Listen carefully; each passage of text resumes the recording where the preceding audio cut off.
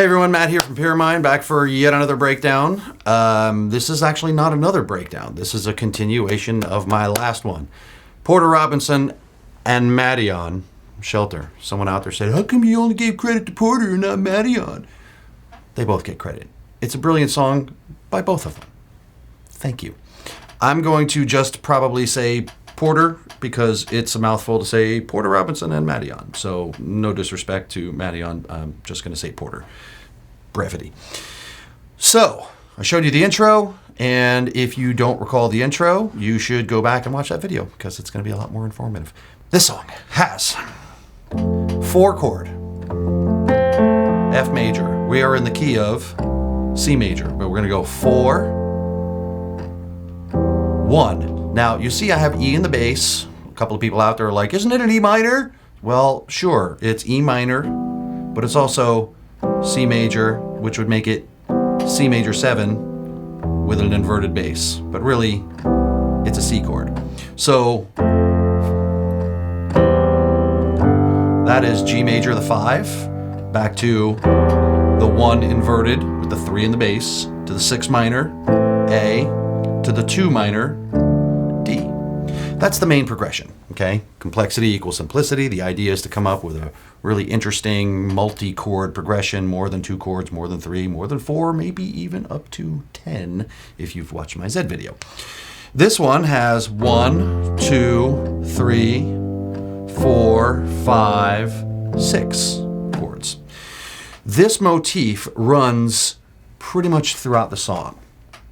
That's the simplicity part. It's a complex expression that's run throughout the entire song. The things that change are threefold. Number 1, the instrumentation, multiple sounds doing multiple things over the same chord progression, or at least a similar chord progression. Number 2, the melody. It moves from a,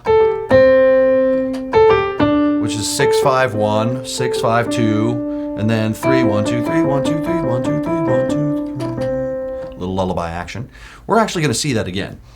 So the melody changes, the sound changes, and there are some other parts. There is actually a second chord progression, which we're going to take a look at. And then, of course, the behavior of the parts changes.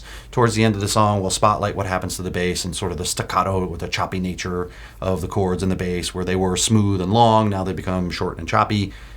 Same progression. So we're going to look at the melody, we're going to look at the chord progression and how it manifests throughout. And a couple of other points here. There is one point in the song where he throws in a chord that is wildly unexpected and very awesome, and we will take a look at that today too. So, Porter Robinson and Madeon, Shelter, the rest of the song.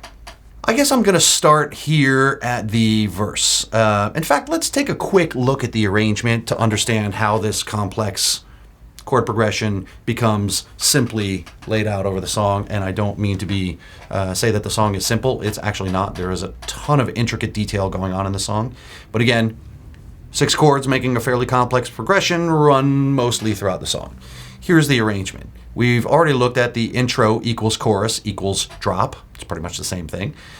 So he starts the song with the chorus and then moves to the verse. And the verse is a little bit like this.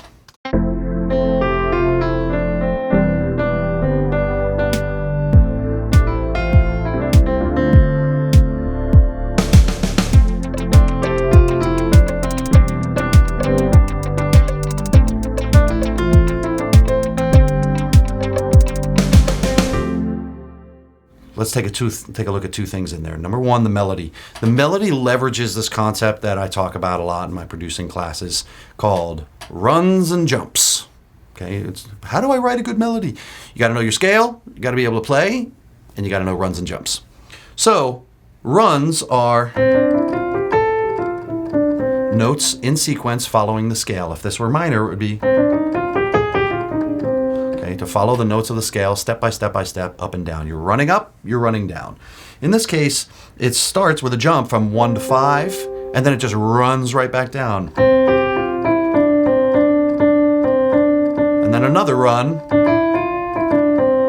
Notice almost every single note was right next to each other, just in sequence. Whenever you have notes that are really close together and that are following a scale, it's super easy to understand. anyone can sing along. This is in the key of C major. I mean, this is the lullaby central. This song is a big fat lullaby. Because it's a big fat lullaby, I can do runs. You can do lots of runs.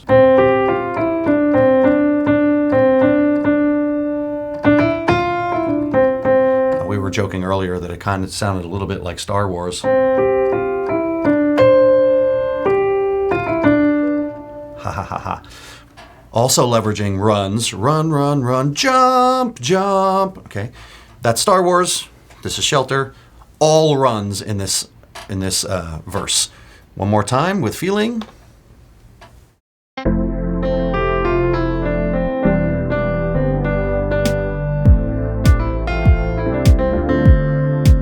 So as I'm doing a little magic bouncing finger, you can see it's always next to each other. No big jumps, nothing, none of this. It's all. So that's what's going on in the verse. Now, while that's going on in the verse, I'll point out that the chord progression is still much the same, right? You have F major. Ha ha ha ha. That is C major inverted. There's that A minor. In that case, it actually goes down to. So the chord progression is actually not changed at all. It's still, let me actually move this up an octave so you can hear it better.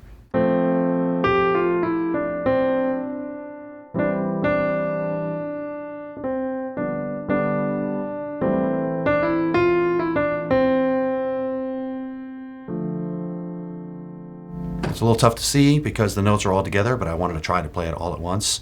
Again, you have F, C inverted, G inverted, C inverted, A inverted, to D. So the chord progression is actually not changed at all in the verse. The melody's changed, and then the instrumentation has changed. Now, where things change is in this pre-chorus section.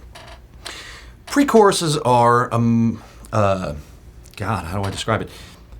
Pre-choruses are a section of a song that obviously comes before the chorus. It's not quite the verse, it's not quite the chorus. You can think of it as a bridge. It's just that usually bridges happen later in the song. So this is, we call it, sometimes people call it a pre-chorus.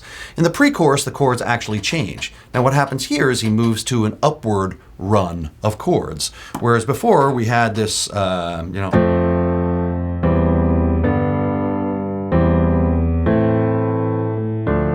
Now what we have is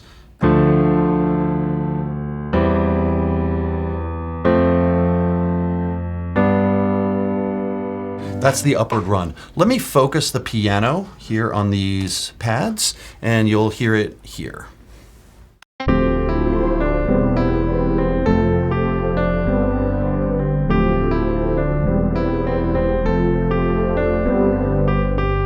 We have to take the pre-chorus in two halves because the first half does one thing and the second half does another. We'll make the session available for download. All of these red regions are regions that are pointing out something interesting. This is one of those moments where it's pointing out something interesting. Now, here in the pre-chorus, you'll notice that the chords themselves are actually doing something pretty interesting.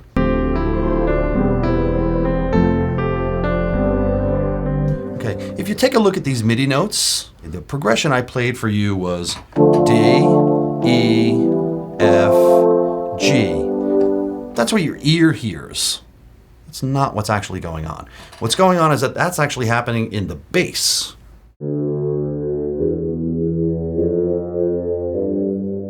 That's this right here. And then it happens twice. Now what's happening here is we have an F major chord. I'll actually move this down so you can see it. Pay attention over here to what it does. If I play this, F major, and if I play this, let's see what Logic calls it. You'll love this. C no 3 5 major 7. What the hell is a C no 3 5 major 7? What? That's complexity, is it? No, it's really not. So C major 7, no 3.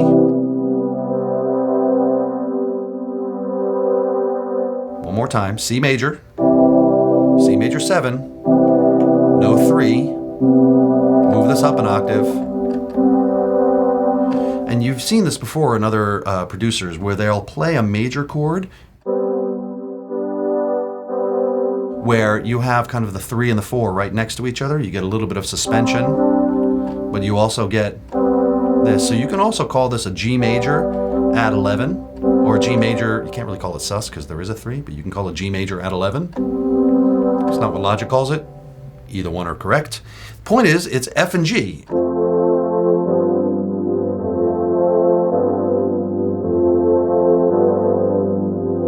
And in fact, what it really is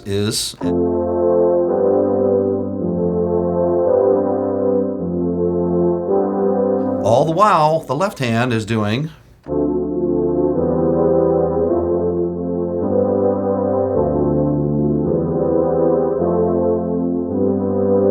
so you get the value of this beautiful upward motion from D up to the G, and you get this back and forth motion in the chords where the second chord is really rich.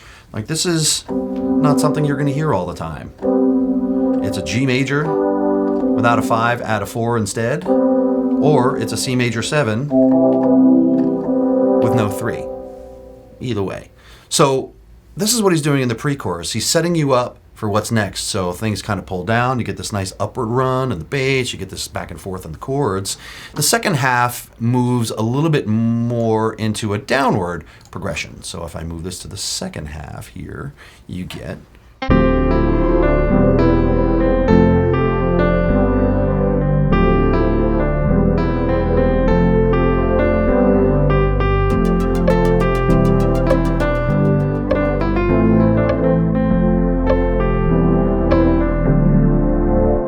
that actually should be really recognizable to you because it is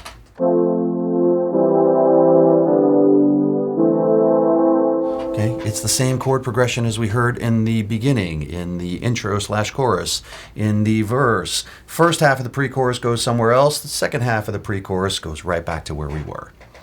Okay, so I wanted to point that out to everybody to show you what's going on in the pre-chorus.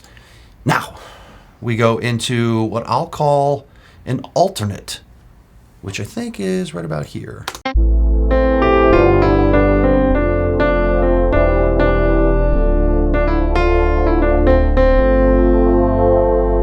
Let's take a good look at this, okay?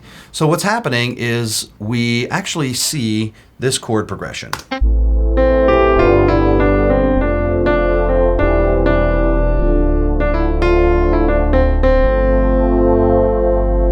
You have a mostly downward chord progression, much like you heard in the first half of the pre-chorus. Starts on the 6, okay?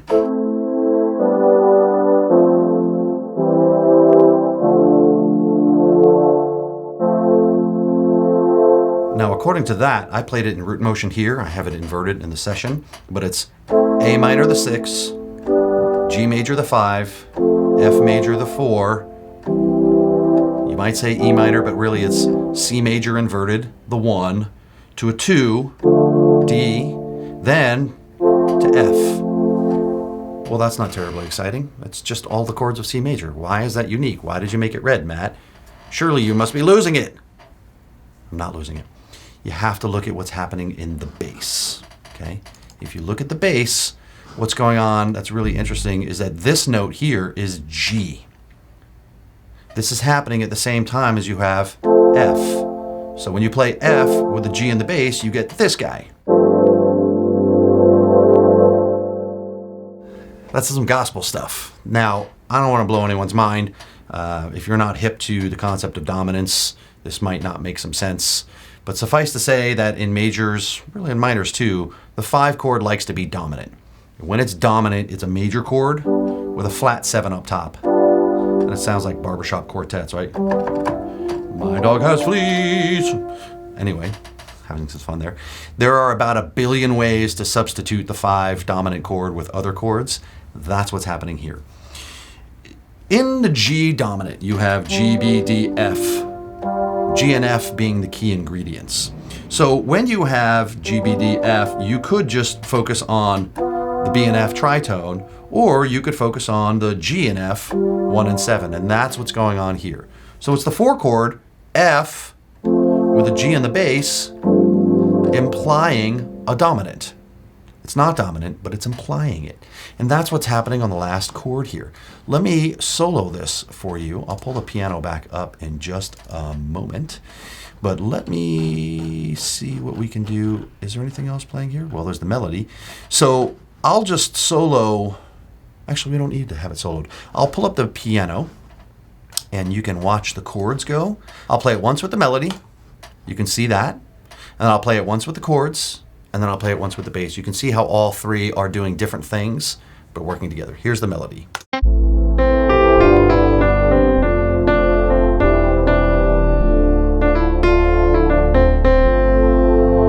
Now that's the same melody as the verse, so nothing new there. Chords are what's new. Look for the F chord on the end. It's going to look like this.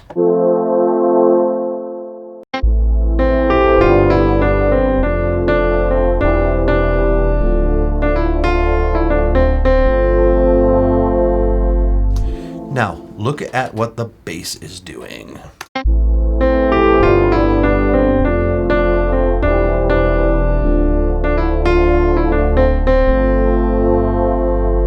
I like pointing at cameras.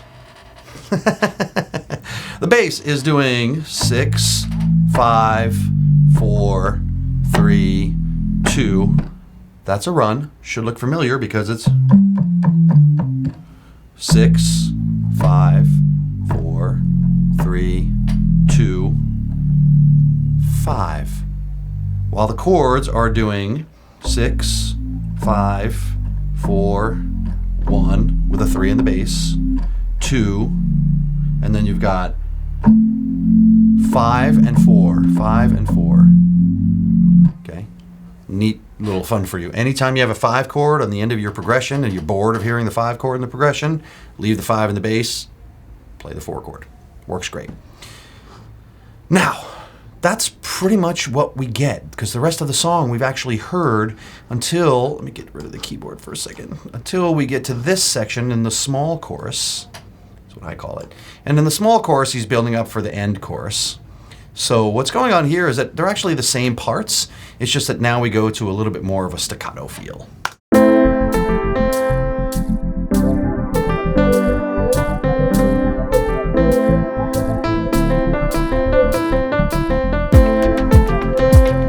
It's the same as we heard at the beginning of the song. He changes the behavior of the bass, adds that phaser at the end. I may be doing too much of it here, but he adds the phaser on the end to give it a neat little sort of swirling, hey, what's going on? Where are we? Whoa. And then we come out right into the end of the song. I'll play from here.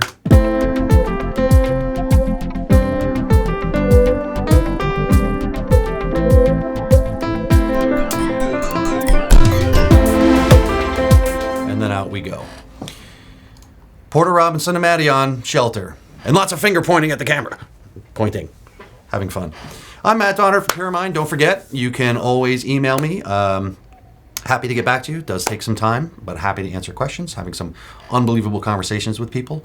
You can certainly book sessions with me or anyone on the Pyramind Mentorship Network. I also have the Producing and Arranging with Matt Donner course launching in May 2017. It's pretty awesome. There's an incredible amount of text, nice videos. You'll watch me produce a piece of music right in front of you. I will walk you and talk you through every decision that I make, why I keep some parts, why I don't keep other parts, why it's faster to work certain ways than other ways. And it's all about what you want to do, okay? You can bring any DAW to the course. You can produce an Ableton, you can produce a Logic, you can produce a Fruity Loops. I don't really care. It's all about what choices you're making, okay? It's not about the tool. Feel free to look for that. I hope to see you in class sometime soon or perhaps in a mentorship session. In the meantime, take care, have fun, enjoy the Pyramind YouTube channel, and subscribe. If you're a music producer, subscribe to our channel and stay up to date on the latest Pyramind tutorial videos, track breakdowns, elite sessions, and more. Visit us at pyramind.com.